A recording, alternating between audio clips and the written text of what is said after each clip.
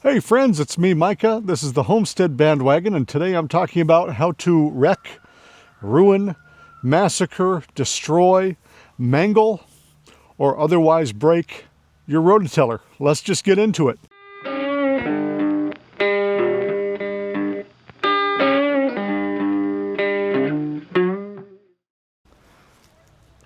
So before a tiller even gets hooked to a tractor is where we can have a ton of problems in not properly maintaining them, because these things will just sit outside for a whole year. You never think about it. Then all of a sudden you get a break in the weather, you want to go out and till right away, and you go out and use it. And if this thing hasn't been properly maintained, it can have a lot of problems. Proper maintenance would include lubricating it. So let's flip the camera around here. It's like down on the side here, there's a little grease zerk for greasing your spindle here. And a lot of people don't think about that. You know, they won't properly grease this thing, and it'll just grind itself down to nothing. So, you know, I think every time you go to use this, it's a good idea to grease it.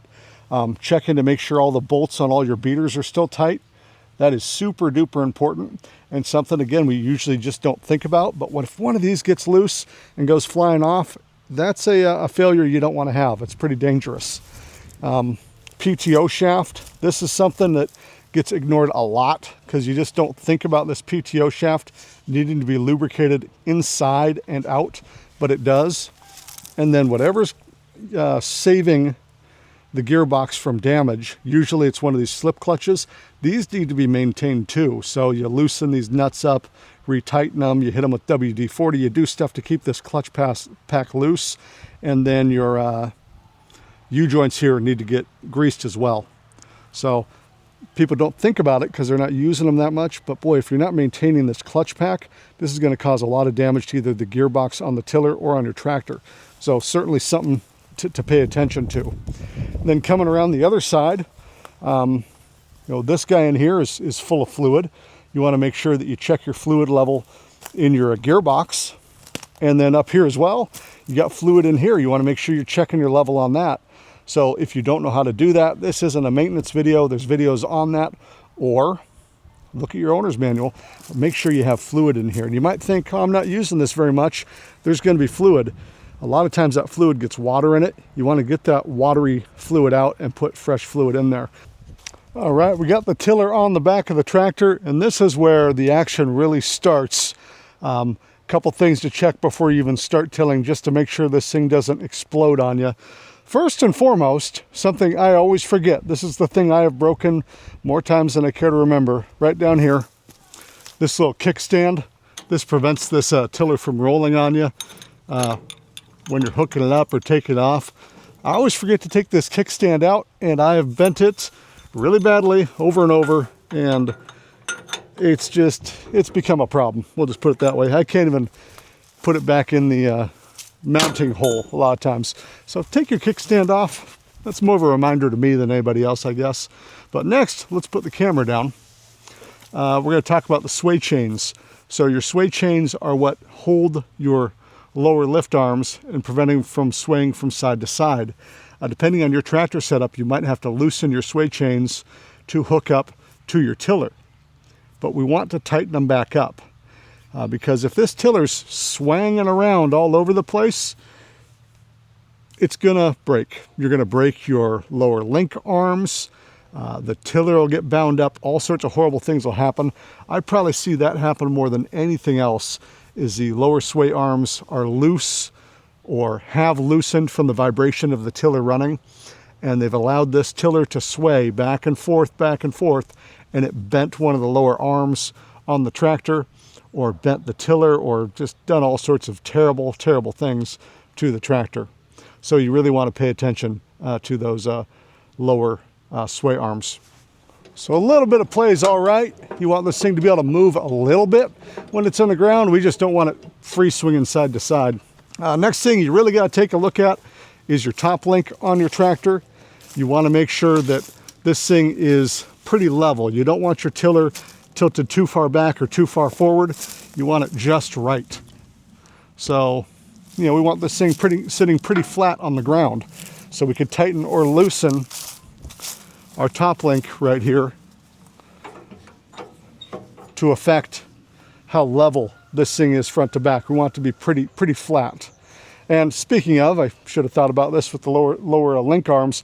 You want this thing centered behind the tractor as well. We don't want it too far to one side or the other. And then we also want to make sure that our bevels are centered. So these things right here, which would let us raise or lower one 3-point arm independent of the other, that's going to affect how this thing sits in that direction. So we want to make sure we're pretty flat and level on all planes, because if this tiller is kind of sitting deep in the ground on one side and not deep on the other side, it'll cause an imbalance in that twisting force, and these things will get bound up real bad because there's a lot of torque going in the back to these beaters. So we want to make sure that the torque is evenly distributed across the backside of this thing. The next thing we really need to look at is the PTO shaft. If you haven't used your tiller before, you want to make sure this thing is the right length, and it can be really hard with the tractor to make sure it is the right length. If it's too short, the shaft can pop out of itself when you're raising or lowering your tiller, because you're going to probably be raising or lowering it a lot. Because when you raise or lower your tiller, the shaft will slide in and out of itself, because there's actually two shafts, one inside the other. So if this thing can't slide up and down freely without popping out, you're going to have a bad day. And if you don't have enough meat holding those two sides of the shaft together, they'll shear off and destroy that PTO shaft. We see that a lot. So that's if it's too short. If it's too long, it'll bind up when you lift your tiller. The shaft can bind up on itself and press itself either through the back of your PTO case or push itself through your gear case on your tiller. Either way, something that you really don't want to experience is having that shaft be too long and shove itself through something. So pretty dangerous there. Just make sure it's not happening.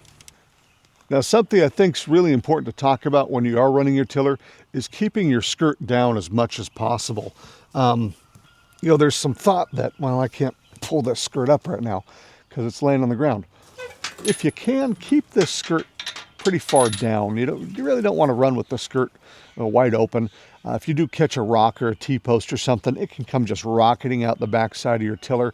So if you can keep the skirt down a little bit, that's a good thing. So the number one thing I see happening with tillers that causes a lot of destruction is where the customer leaves the tiller in the ground while they're turning their tractor. So when you turn, you want to lift that tiller up out of the ground. What'll happen if you leave it in the ground and you make a really hard corner, you'll start to get some chop on that tiller. It'll transmit that chop up to your 3-point arms. And we see a lot of bent 3-point arms when that tiller starts going all crazy. Now, why does that happen? I'm not a scientist. I'm not a physicist. But I can say that if you ever take your tractor and leave the rear locker engaged, forcing the rear tires to move together at the same speed, and you try to make a hard turn, you'll notice what they call crow hop, where the tractor's hopping around. That's because your inside tire needs to spin at a different speed than your outside tire when you're making a turn. Same thing happens with a tiller. Those tines are spinning.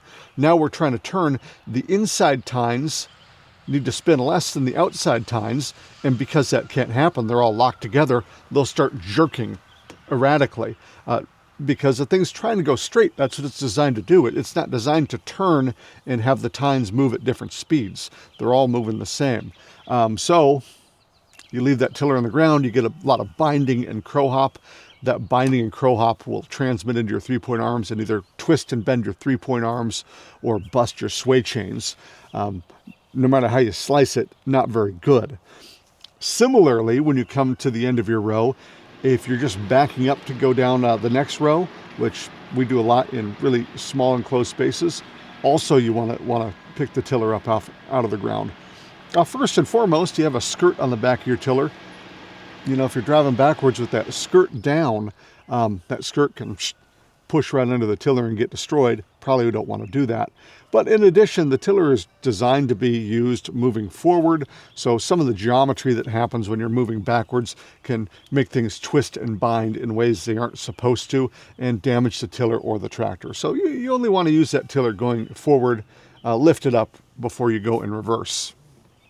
Now, when you do lift the tiller up to to get it out of the ground, and that PTO is still spinning, you got to really make sure that your PTO shaft isn't at a funny angle. So sometimes when you lift this thing up out of the ground, here, let's take a look here.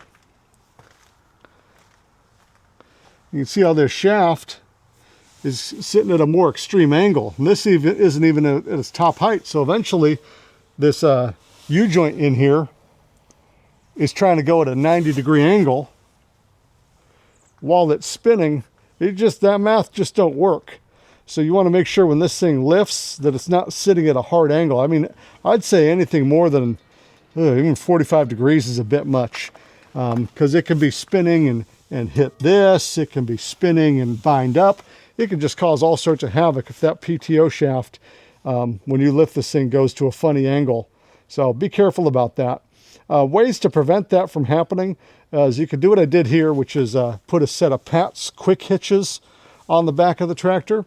So this will lengthen your lower links and also make it really easy to hook stuff up. So it just turns my lower links into hooks. So this is a great tool. You can buy these on Amazon. I'll put a link in the description of the video. But this will kind of push the tiller a little farther back so you can run a longer PTO shaft, so it's got less chance to bind as quick when you lift the PTO. And then also when you lower your tiller, it'll allow the tiller to go into the ground deeper because your lower link arms are longer. And it'll let you run a slightly longer PTO shaft, so we got less chance of this PTO shaft, if it's too short and it don't got enough meat holding it together, blowing apart. So a lot of benefits to running a Pat's quick hitch. I really like that setup. So a really important thing to do while you're running your tiller is to keep looking over your shoulder and not look where you've been tilling, but look way down here at your top link and your sway chains to make sure they haven't come loose. I've seen a lot of these top links come loose. This tiller then rotates backwards and starts trying to spin itself into the ground, ruining the PTO shaft, messing up the back of the tractor, all sorts of stuff. So these will start just rattling and wiggling, and the top link will just come loose on you. You gotta pay attention back there to make sure that's not happening. And then also just look down here if you can and see if your sway chains have come loose or your lower link arms or any of that stuff. These tillers are really pretty violent when they're spinning, and so they will rattle anything loose that's not really tightened down. So if you've got the bolts attaching your 3-point to your tractor, it'll loosen those up just from that constant beating motion. So do look over your shoulder pretty consistently. Look at your 3-point, make sure it's not getting all messed up. Now, once you do get out there and start tilling, you're going to find that every rock that's ever been created is going to be out in the field you're tilling. I have a nice collection of them. There's a good little honker right there. And if you have a reverse rotation tiller, you'll find that they really struggle with rocks. So if you haven't bought a tiller yet, or you were considering a reverse rotation tiller, boy, you better make sure that there are no rocks wherever you're going to be tilling, because rocks really tear them up. Because reverse rotation, instead of turning with the tractor and throwing stuff kind of out the back, turn away from the tractor, and so the rocks will come up and bind in the body of the tiller. So reverse rotation, not so good in rocky areas. Our area isn't that rocky, but I still find stuff that was out in the field for years. Bathtubs, rocks, T-posts. We have a fine collection of barbed wire. You're going to find that any fence that was laid within about 5 miles of where you're tilling will be exactly where you're tilling. And so that is something to look for. You know, you want to stop periodically, especially if you're tilling near old fence lines or existing fence lines. Turn off your machine and just check in your tiller to see if you picked up any barbed wire. A lot of times you won't hear it, and by the time you do hear it, it might be too late. Blow out seals, the gearbox, whatever. So this barbed wire can really wreak a lot of havoc on your tiller, as well as the thing that is the most damaging to tillers, which is tall grass and brambles and briars and blackberries and brush. The rental yard next door to where I work is always telling me stories about people going out and trying to till down fields with like grass 6 feet tall, and the grass just wraps up with the tiller and stops it dead. And they're spending days and days and days cutting stuff out of their tillers. It's not a brush cutter. It's not a flail mower. It's a tiller. So you got to mow down the area you're going to do and then go through and till it. So just something to keep in mind there. Now, you may also find in the ground you're tilling up that there's old stumps and stuff. And when you hit one of those, boy, it's it sounds like the world exploded. And again, you can't really prevent it. I mean, you don't know what's under the dirt until you till it. What you could do is get yourself a single shank ripper. A single shank ripper is a tool that's just a ripper that pulls behind your tractor, and you could go out and rip a whole field and see if you can unearth anything like old stumps or giant boulders. And if you hook it, a lot of times it'll roll them right out of the ground. But it doubles or triples or quadruples your workload. So kind of up to you if you want to go out there with a ripper before you go out with your tiller. But that would prevent you from, you know, knocking into, like I said, big old stumps and branches and roots and maybe boulders that are in a field if you've never been in that field before. All right, so after you're done tilling for the day, probably the last thing you want to do is do some more work.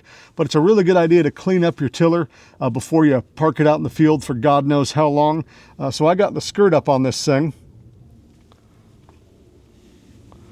And then I'm going to just get in here and inspect for damage real quick. But the big thing we want to look at is right here. See all this grass up in here? We're going to get in here and clean out all this grass. It's a kind of a cruddy job to do, but somebody's got to do it. The other side has even more.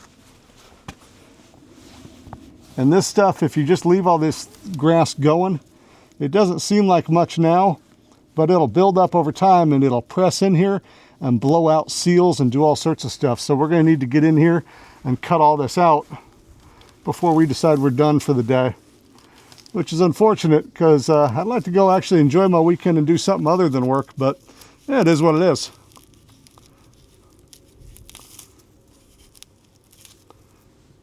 Okay, well, that's about it. I think I've talked at length about how to break your tiller, and I've been jabbering all afternoon long and haven't gotten anything done. I got to go out here and mow and till and take the dog for a walk and wash the chickens. I got all sorts of stuff to do. We'll see you guys later. Take care.